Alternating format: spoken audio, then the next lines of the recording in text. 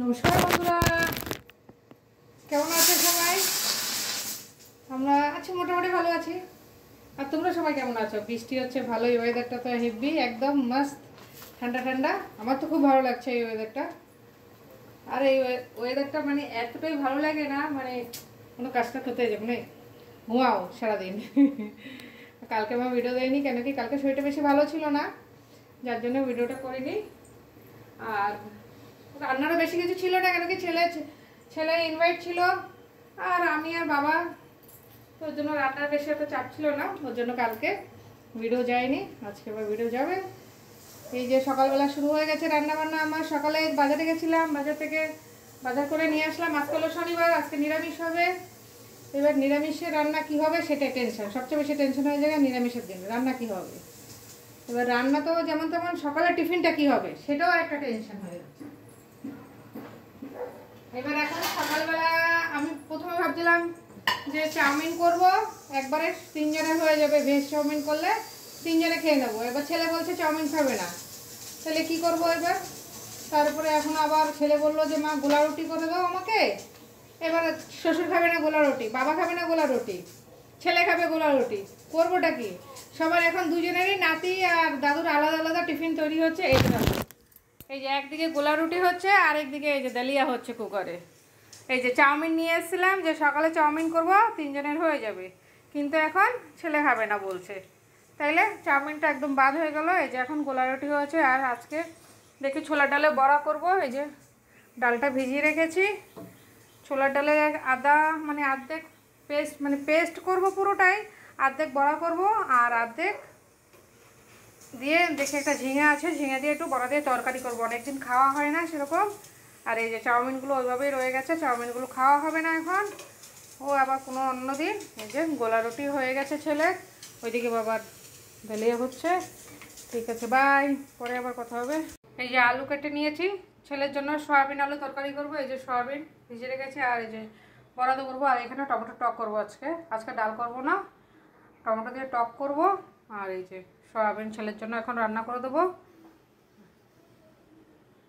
এই যে সয়াবিন আলুটা ভাজা হয়ে গেছে, এই যে সয়াবিন আলুর মশলাটা ভাজা হয়ে গেছে। এবার সয়াবিনটা দিয়ে দেবো, দিয়ে ভেজে এই যে গরম জল করে নিয়েছি, গরম জল দেবো, তাইলে সয়াবিন তরকারিটা হয়ে যাবে। তারপরে টকটা করব, তারপরে বড়া তরকারিটা করবো, আর ডাল বড়া করবো, তাহলে রান্না হয়ে যাবে। ছেলে এখন 3টের সময় যাবে ডিউটি, বললো, এর জন্য রান্নাটা তো তারা নিয়ে আস্তে আস্তে রান্না করবো, কোনো অসুবিধা নেই। এই সয়াবিন তরকারিটা হয়ে গেছে। এবার সয়াবিন তরকারিটা নামিয়ে দেবো। এটাতে একটু ধনেপাতা দিয়েছি, দেখা যায় না অবশ্য ধনেপাতাটা, এই যে ব্যাস নামিয়ে দেবো। টকটা হয়ে গেছে, টকটা নামিয়ে দেবো, ব্যাস।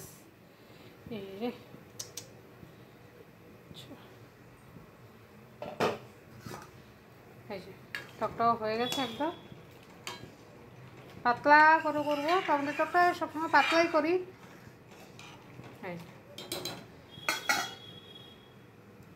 এই যে বড়া তরকারিটা করবো ঝিঙে দিয়ে। এই যে ঝিঙে দিয়ে করবো, এই জন্য কালো জিরা আর তেজপাতা শুকনো লঙ্কা দিয়ে আলুটা দিলাম। আলুটা সিদ্ধ, আলুটা এই জন্য দিয়ে দিয়েছি। আর এই যে ঝিঙেটা দিয়ে দেবো। আর এইখানে এই যে ছোলা ডালে বড়াটা ভেজে রেখেছি, হালকা ভেজেছি বড়াটা, বেশি ভাজিনি, কেন কি বেশি ভাজলে শক্ত হয়ে যাবে, বাবা খেতে পারবে না, এই জন্য হালকা ভেজে নিয়েছি। আর এই যে এখানে তরকারিটা সম্বাদ দিয়ে বসিয়েছি, এবার নেড়ে ছেড়ে এই যে এখানে আবার একটুখানি বড়া বানাবো, যার জন্য এই অর্ধেক রেখে দিয়েছি কালো জিরা দিয়ে। আজকে নিরামিষ, ওর জন্য কালো জিরা দিয়ে বড়া করবো। আর এখানে ঝিঙা তরকারিটা ফটাফট করে নেবো, হয়ে যাবে। এখানে একটুখানি এই মশলাটা দেবো ঝিঙা তরকারিতে, কেন কি বড়া দিয়ে ছোলা ডালে বড়া দিয়ে করবো তো, এর জন্য মশলা দেবো। আর না হলে মশলা না দিলেও চলতো।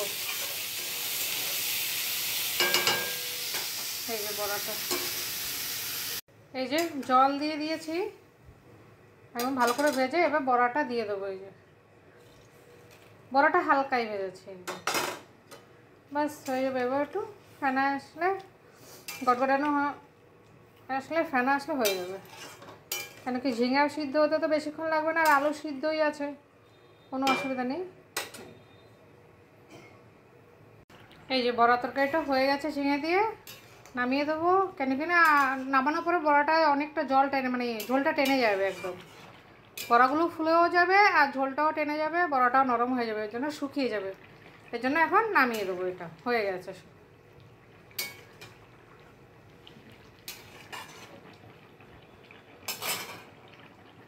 এই যে ছোলার ডালে বড়াটা এখন করে নেবো, যার জন্য কড়াইতে তেল দিয়ে দিয়েছি, তেল গরম হয়ে গেছে। আর এই দেখো আমার গ্যাসটা একদম পোছা পরিষ্কার হয়ে গেছে, একবারে গ্যাসটা পুছে নিয়েছি। কেন কিনা শুধু বড়াটাই করব, এই জন্য বড়াটা মানে গরম থাকবে, মানে গ্যাসে বসিয়ে রাখবো তো, তাহলে নয়তো আবার সেই নোংরা থাকবে গ্যাসটা একবারে। এর জন্য গ্যাসটা একদম পুছে পুরো পরিষ্কার করে ফেলেছে রান্নাঘরটা।